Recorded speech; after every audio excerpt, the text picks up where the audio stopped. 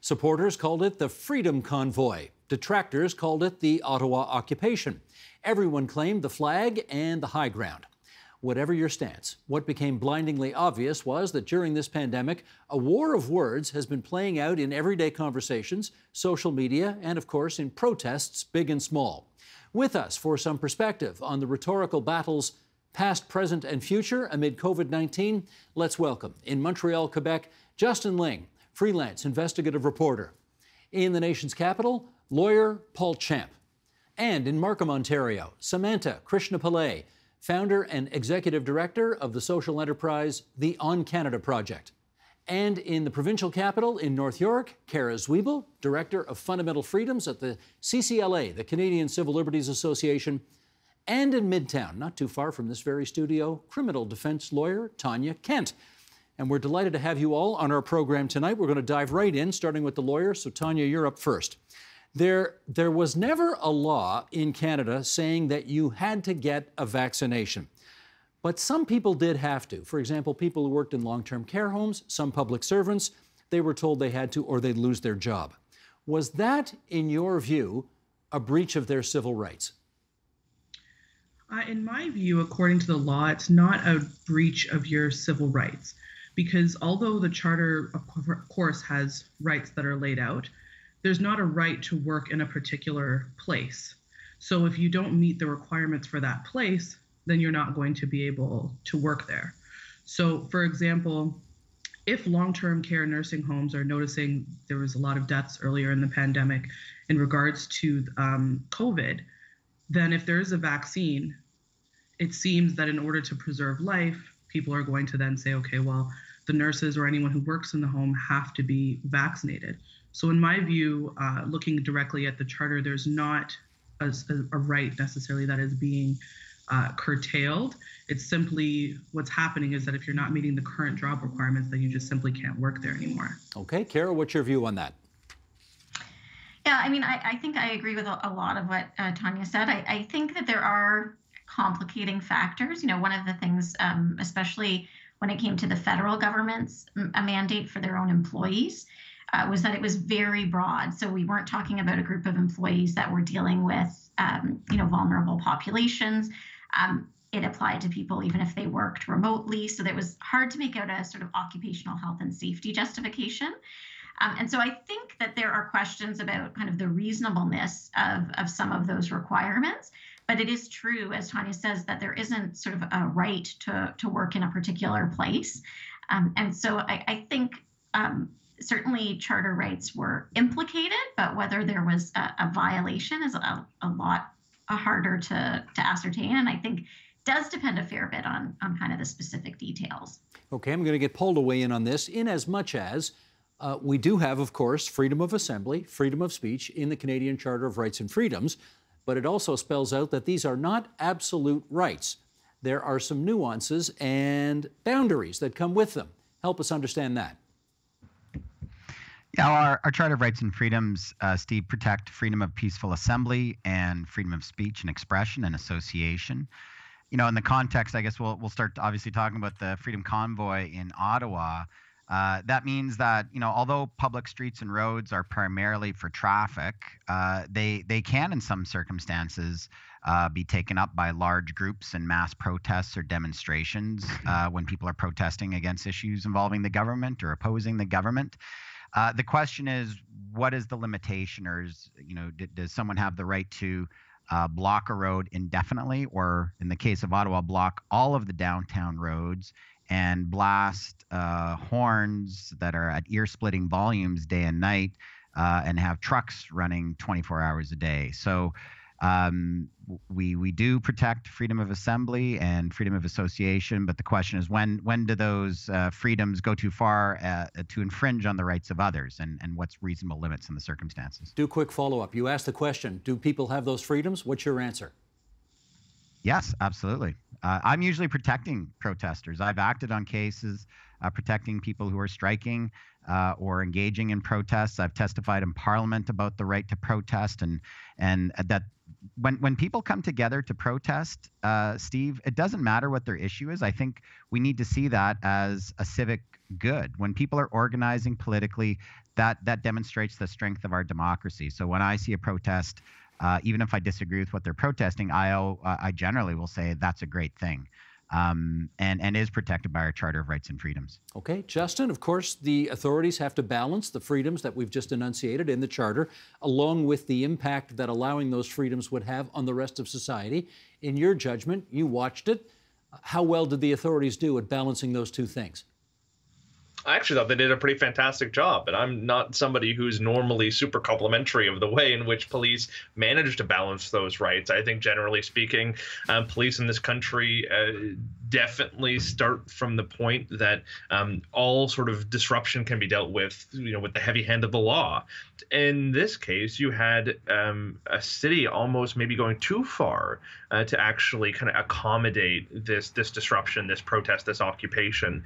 You had an effort by city police to kind of make a huge amount of space for this occupation. Now, some of that was done because there was a legitimate security concern. It wasn't so much about protecting their right to protest. It was also to make sure that no violence happened as a result. But generally speaking, the city and the police took a very hands-off approach and basically said, this is your right. We don't want to, use police powers to infringe on that. And that was basically the stance for a full, almost 3 weeks. Samantha, just before I ask you a follow-up question, your social media enterprise on Canada, what's that about? Tell us what the mission is.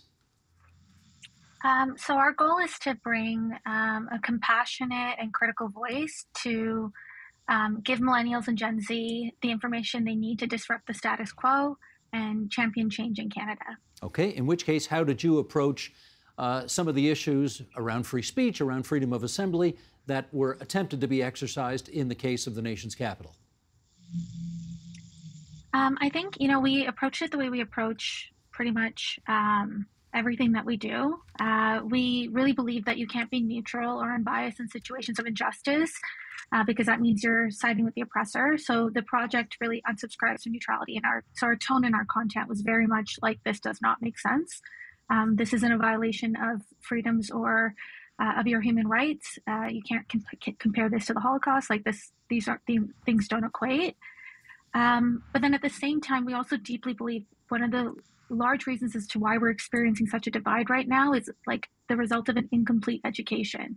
And that's not about like how many PhDs you have or how many degrees you have.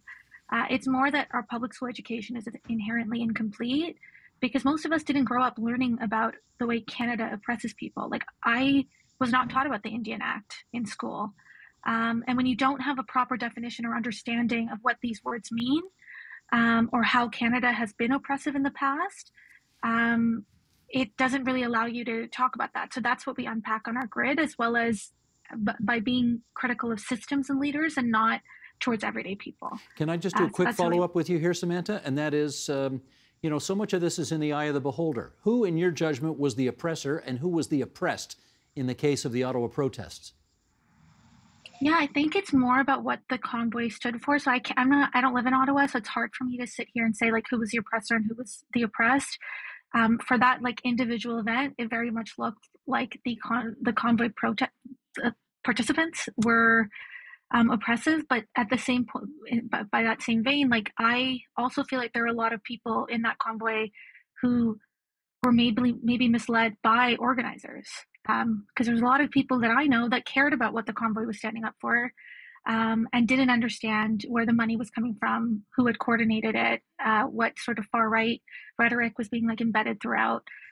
So then I really feel like the leaders uphold that oppression. Justin, who in your view were the oppressors and who were the oppressed? I don't think you can frame it that simply. I mean, the reality is that the people who were occupying the city were certainly convinced that they were oppressed. They were convinced that not only were these vaccine mandates, these vaccine passports, these vaccine mask requirements, not only did they consider those oppressive and unconstitutional, they also kind of really saw it as a demonization of them by the federal government. And there is definitely some truth to that. The federal government, I think, went too far in some of the rhetoric around unvaccinated people. But there was definitely this victim complex that informed how they went about this. And when you live in this sort of victim complex that is so overwrought and so kind of unwarranted, it's kind of really hard to recognize the things you're doing that affect other people. And that's exactly what was happening. You did see them, laying on their horns, but making a mess of the city, harassing people in the streets, disrupting daily life, making it impossible to live downtown. But they always justify it by saying, no, we're fighting for your freedom too. So there was this real rationalization of the whole thing. So it's really hard to say whether there's oppressors or oppressees or heroes and victims here, because these people were fundamentally living in a different reality than the rest of us. They had convinced themselves so much that vaccines are dangerous, that the federal government was kind of conspiring to harm them, and that the rest of the country was just sort of blind to the injustices they were facing. And a lot of those beliefs were genuinely held. What we really need to focus on is the fact that the organizers, like we just mentioned, were misleading them and deceiving them and weaponizing them in many cases, for their own political ends. Tanya, acknowledging that my frame may be a little overly simplistic here, if you had to say who the oppressors were and who were the oppressed, could you? I don't think I could either. I think I agree with Justin in saying the same thing, is because each person, I think they're viewed as a block of people, and they're viewed as these people that are kind of like, we don't believe in the vaccine because of XYZ reasons.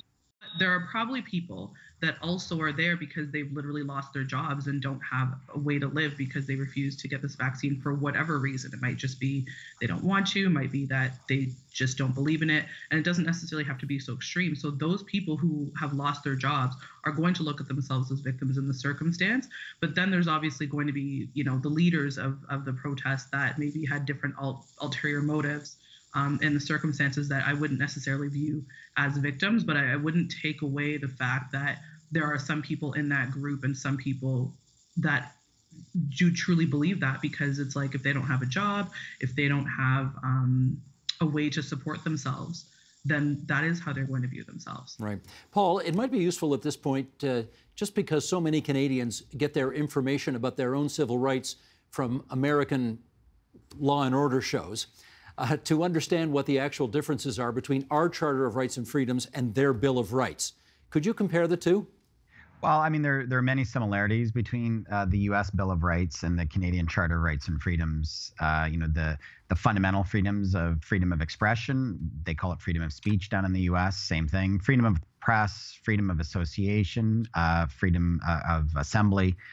There's all those fundamental freedoms. The main differences between the U.S. and Canada will usually come down to where we draw the limits. Because every society has to draw limits to freedoms. No freedoms can be absolute, because then if freedom is unlimited, you're necessarily going to be infringing on the rights of others. So the question is, how do you draw limits to those freedoms?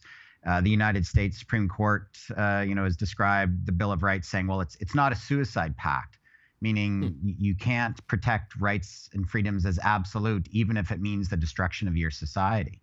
And that comes down to, that when we look at the pandemic, this is a great example of where a government has to, in some circumstances, restrict or limit some freedoms in order to protect the greater good. And I think that, it comes down to where governments and the courts will draw lines for different rights and freedoms. Sometimes actually Canada is more.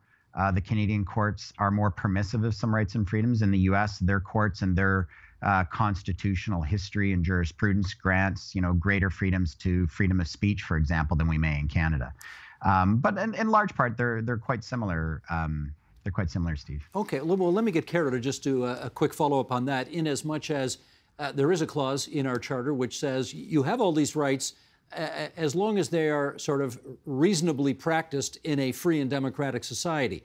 In your judgment, does that draw the line too closely to a lack of permissiveness, as opposed to, erring on the side of too much permissiveness or too many rights? I mean, it all really comes down to how those limits are interpreted, eventually by our courts. I think that, what Section 1 of the Charter, the section that you're talking about, does is say, first of all, I think it's important that it puts the onus on government, right? It puts the onus on government to justify restrictions on rights and freedoms. And I think one of the difficulties and the things that we've struggled with a bit during the pandemic is that because we're in this situation, it's a tense situation. It's sort of it's an emergency, or it has been an emergency and has had an urgent nature. And then we get to courts, and courts are typically going to be very deferential to governments when it comes to exercising these powers in emergency times, and especially when we're talking about things that involve, complicated science that is continuing to evolve, and there's a lot of different factors. So I think, usually we can go to courts and expect them to do a careful weighing and expect them to hold governments to a strict sort of standard of proof and say, okay, you've decided you can't get this many people together in a church. That sounds like a violation of freedom of religion. What's the justification for it? And usually you would expect, courts to require a fair bit of evidence and to apply it rigorously. I think during the pandemic, it's been easier for courts to be more deferential. And that's been frustrating for some people because the courts really are kind of our last resort. So I think that, that section of the charter can be used in lots of different ways. It can allow for a very broad understanding of our rights, but in other times it can be used to really give the government an almost blank check about what constitutes reasonable when we're dealing with these very difficult circumstances. You're mentioning that reminds me of a conversation I had not too long ago with a high-ranking official in the Catholic Church here in Toronto. And he said to me, I really don't understand government exercising its powers in a way which allows people to go to strip clubs but not to church. Anyway, that's another discussion for another time. Justin, let me get you back in here because you were live tweeting from the streets of Ottawa when all this was going on. And here's one of the tweets that you put out on the issue of police intervention. All told, you wrote, this situation was a logistical nightmare. Thousands of occupiers who refused to leave, with some ready to fight officers. Trucks and campers that may contain weapons, indeed at least one did, and a significant presence of children and elderly folks. Now, from your observation, how did the message and the demands of the protesters evolve over that nearly month-long time that they were either in or occupying, use the language you prefer, downtown Ottawa? Yeah, so a good place to start is probably exactly what Kara was just talking about, because there was this deep frustration in the way in which governments were going about managing this pandemic. And this is a frustration that I'm sure everyone at home experiences to varying degrees. The fact that governments were allowed to shut businesses, shut churches, impose a curfew in the case of Quebec. There was this real frustration. And especially from people who maybe don't understand our constitutional order as well, there's this feeling of how can they do this? How are the courts allowing this? And I think you saw people sort of grasping at something that would help them explain the fact that this isn't legal, that would help them, justify the fact that the government isn't allowed to do this. And you saw this casting about for some document or in some cases magic words that would help them do that. So you've seen this effort from some individuals, from some organizations and activists to say that international law forbids this sort of thing, or that the Bill of Rights, because Canada has its own Bill of Rights that isn't used as often, but we have our own Bill of Rights, and some people said, well, the Bill of Rights prevents this.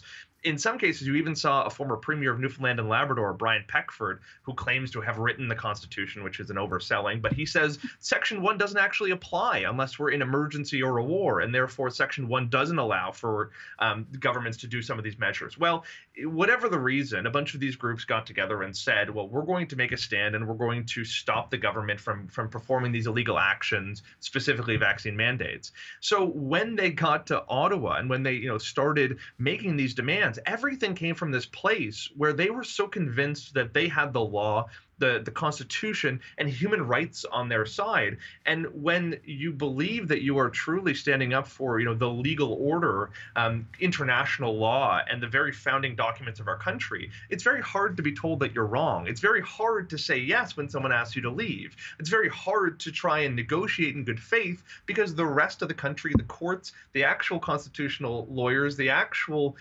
folks who administer our democracy are saying, no, you have this all wrong. But this group is sitting there kind kind of convinced they're right. It creates this impossible impasse where maybe it was a failure of our civics lessons earlier on. Maybe it's the fact that these conspiracy theories and misinformation have gone so far and done so much harm. Maybe it's the fact that governments did a bad job of communicating with these people. Whatever the reason, it made for this impossible, intractable problem.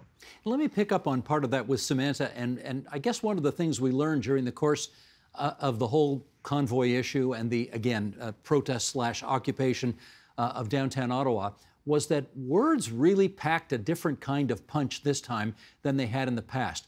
Like basic words, freedom. Freedom became a trigger word or a weaponized word. Democracy, we've already talked about oppression or oppressors.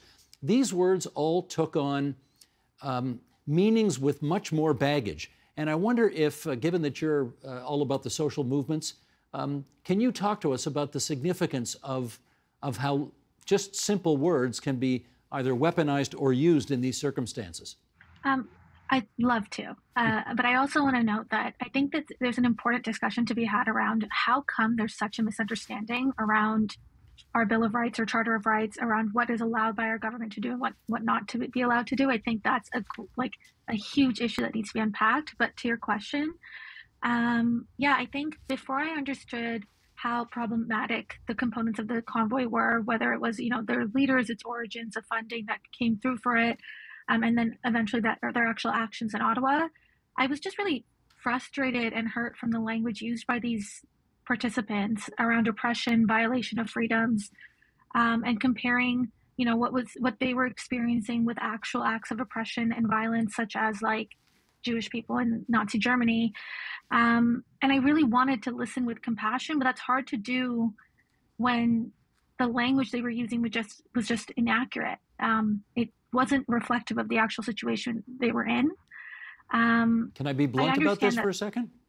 Here's my sort of blunt reading between the lines here. Did you have difficulty seeing a lot of white men claiming to be oppressed? Yeah, I was going to say it. Yeah, that was my next little piece there was 100%. It's super frustrating as a woman of color to see a bunch of white people stand around and scream about oppression when I'm not saying that there aren't marginalized white folk that are experiencing oppression, but you can't call a vaccine mandate that. It's just not accurate. But I will also say that on the flip end of this, I was also really frustrated about how neutral some of the language around talking about this was in our media by our leaders. There was a blatant, there were such inequities around Black and Indigenous-led protests, how those are treated by the police, and then how this was treated by, how these white folk were treated by the police. And there wasn't really an ongoing discussion around that, which also hurt, which also felt really wrong. There are Black and Indigenous-led protests around our country where they're swiftly met with violence and harm. But in Ottawa, law enforcement was collegial with the protesters. Perhaps not at the end, but we all saw them using it as a photo op and all that stuff happening. I didn't see any photo ops in Fairy Creek. That doesn't make sense to me. And I think I just keep going back to what is oppression actually, and why haven't we been taught that? And that's what I think needs to be a bigger discussion right now. Well, at the risk at the risk of getting it overly personal here, Justin, let me bring you back in, because you're a white male, but you're also a member of a minority group that has been long oppressed for decades in the past in this country, and maybe to a certain extent even still today. You want to weigh in? Absolutely, because I think there's a real, first off, Samantha's point is exactly right. Police responses to Black Lives Matter protests, to Indigenous encampments, to homeless encampments, in almost every single case over the last decade has been infinitely more severe and judicious than this has been. And I think it's time we start having the police act more like they did in Ottawa over the past month for all types of protests, as opposed to having a more heavy-handed tear gas-centric approach be the norm. So that's important to underline. But also, what was particularly offensive about this occupation is that the leadership had been some of those advancing the ideas that trans people shouldn't have basic rights, or that the very concept of trans people does not exist. They have advanced horribly Islamophobic conspiracy theories and hateful messages. One of the chief organizers, who was constantly facing the public, telling everyone how moderate he was, Benjamin Ditchter, is a guy who testified before the Ontario Provincial Parliament that the Canadian National Association of Muslims was presiding over the Islamification or Islamization of Canada. You have individuals who have promoted the white genocide myth, popular with white supremacists. You've had individuals deeply involved in the organizing of this occupation who have advocated for the government oppressing people. For them to turn around and pretend to be the aggrieved minority is just too rich in many respects. And I know that a lot of people living in Ottawa, queer people in the queer community, people who are racialized, were sitting there just gobsmacked that these people were taking over their city, and then in some cases they were getting, kid gloves in the media, and there was this effort to both sides the conversation. It was very offensive for a lot of those people. Paul, I know you like to go to bat for protesters, but what do you think of what Justin just had to say? I think what Samantha and Justin both said are very bang on. I know that, in Ottawa in particular, we have seen the police take a much stronger hand with protests. For example, in the fall of 2021, there was a protest around policing in Ottawa. We've had a big dialogue around policing in Ottawa of racialized people over the last few years over carding. There was a very high-profile death of a racialized man by a police officer, and a high-profile trial. Once that officer was acquitted in the fall of 2020, there's been all kinds of protests. And one of those protests, I think it was like October 2021, there's a group of about 30 or 40 people assembling, and they took over a intersection in downtown Ottawa. Well, the police cleared them out in about 12 hours and arrested them. And so there has been a lot of talk about selective policing and how the police kind of rolled out the red carpet here for these protesters. And the fact that these protesters were almost completely white, it wasn't lost on anyone from racialized communities who protest for racial justice and so forth. So I think those are very valid comments. I think Justin's point that, in some ways, the way the police handled this, because for the most part they were opening and even-handed, and even when it came time to break up the protest, I think they used tremendous restraint and professionalism. I watched it closely all day. I was inside the security cordon. I was going through, for days, like 3 or 4 police road checks just to get to my office. And on the whole, I thought the police did a tremendous professional job, and there was almost no injuries or uses of force. And the question is, why can't they use that sort of approach for other protests? When it's people who are, who we really understand, who are truly oppressed in this country. Kara, let me get you to follow up in this regard. We clearly have different definitions of what constitutes freedom. We have different definitions of what constitutes oppressors versus the oppressed. I mean, we've been talking about it for the last 20 minutes here, about how different sides just can't seem to get on the same page with defining the same words. What do we do about that? Well, I guess I totally agree with, with this discussion around how difficult it is to watch people who have and are used to having all the privilege in society talk about feeling oppressed. I think to be very generous maybe to that and to try and shift the language a bit, I think what we're actually seeing is people who are, unlike racialized communities and Indigenous communities, people who are not used to having the weight of government and the scrutiny of government on them have been experiencing that during the pandemic. We've not, I'm not someone who's used to seeing the police in my neighborhood, but I took a trip a few days ago and I've had 6 calls from Health Canada since I returned. Those types of scrutiny are, of course, there's nothing to compare it to the types of atrocities that, people waving flags and things like that are doing. But But there is, I think, there's a difficulty in giving voice to this idea that that all of a sudden I don't like the government paying this much attention to me.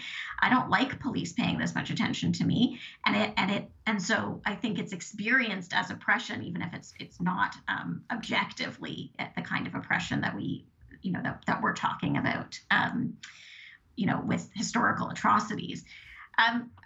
I don't know. I mean, it seems sort of glib to say we need to be empathetic. And I appreciate that, especially with some of the people that were involved in really disruptive and in some cases harassing and intimidating and assaultive behavior. It's hard to be empathetic. I don't think I've spoken to a person recently who isn't having a very difficult time with the 2 years that we've had in one way or another. I think we're all struggling with it in different ways, and recognizing many people have had it much better than others. So I don't know where we meet. I know that a lot of the division, I think, that is fed in some cases by social media, it is really not helpful. And I think also, sort of, as much as I think it's important to have these conversations and to call out, what's really going on, and to call out people who are very privileged, who are talking about how oppressed they are. I also think it's not a good idea to just cast aside concerns that are being raised. I think that, and the government did do a lot of this. They did do a lot of vilifying of people who were skeptical of vaccines. All levels of government, I think, did that. We had for the first time in Canada, we had provinces saying, I don't want people from another province coming in here. They've got lots of COVID down there in Ontario. We don't want you coming to the Maritimes. I mean, we've turned against each other in a lot of ways. And so I think we need to get away from that. And one of the things that the Emergencies Act requires is that the government hold an inquiry. And the Act is very general about what's required. But I hope that it will be an inquiry that is really broad and meaningful and public, and that maybe we can air out some of these issues and use that as an opportunity to patch up some of the places where we've seen divisions and cracks. Tanya, help us air out some of these issues here, because when you hear words like oppressor or oppression or freedom or democracy used in a way beyond our normal understanding of those words, how do you think that helps shape our understanding of our civil liberties and of our right to protest and so on? Well, I think, first of all, that the Canadian public in general is not very educated on what the rights are in our charter, actually, and they get a lot of their information from TV. For example, I did want to mention this, is that when we're talking about the charter, I don't know, everyone knows about ride programs, when the police can just stop you and approach you to see if you're drinking or not. That's actually a breach under Section 9. But what they decided in that court case was that Section 1 trumps that because the dangers of drinking and driving on the street. So I compare it to something like this, where sort of the police are, where the court is saying, look, yes, this might be some sort of breach if we think about it, but however, there's an issue of safety going forward. So I think when people think about freedom and oppression, there's a lack of understanding of the basics of your rights in the first place and understanding those things. So I think it's really difficult to get people to understand about those types of words, because now these words have been used in like very strange ways. But I think that we have to get back to the basics of people understanding that. And I think that comes back to educating people on our legal system and educating people on the actual charter, and not just people kind of watching Law and Order or watching Blue Bloods or something. And that's where I think people are getting their information from. Dick Wolf is not a great constitutional scholar, right? Right. Okay. With a few minutes to go here, Samantha, I want to go back to you because you wrote an op-ed piece recently entitled Post-Convoy. And here's a quote from that. When we look at this convoy and think about the last few years, how will Canada know better and do better? How will we disrupt the status quo and build a Canadian narrative rooted in truth, reconciliation, healing, and inclusive growth? Great questions. You got any answers? I mean, I think it's important. I get really frustrated when I hear us talking about healing a nation, when as if like the only divide that this country has ever seen has been like through this pandemic. the divisions in Canada and the inequities in Canada predate the pandemic. It stems from when Europeans first violently colonized Canada. And it stems from the violent and inhumane slave trade that Canada participated in to build white fortunes and for both individuals and for countries. You can't separate like dismantling white supremacy and healing our country, because those two things are not two separate problems. They're deeply intertwined, and just focusing on the division of the white supremacist-led convoy and the pandemic, while not holistically and sustainably addressing the divisions in our country that predate the pandemic, is honestly kind of racist. And that's really what I want to see Canada do, is, enact the cheat sheet, which is the 94 calls to action from the Truth and Reconciliation Report, to actually create policies around Islamophobia, preventing Islamophobia in Canada, and to doing more for Black Canadians and Black folk in this country. There's so much systemic hurt and pain and issues in this country that are not being addressed and not being seen every day in the same way that the convoy was. And I'm tired of feeling like people who look like me, or people with similar experiences to me, or people who are also oppressed are less important. So if we want to heal Canada, we have to start from where we were first hurt, not from where we've most recently felt pain. Understood. I want to thank the five of you for coming on to TVO tonight and sharing your views so thoughtfully and so civilly. We need more civil conversation in this country. So, all good. Thanks, everybody. Thanks. Thank you. Thank you. Thank you, Steve. The Agenda with Steve Paikin is made possible through generous philanthropic contributions from viewers like you. Thank you for supporting TVO's journalism.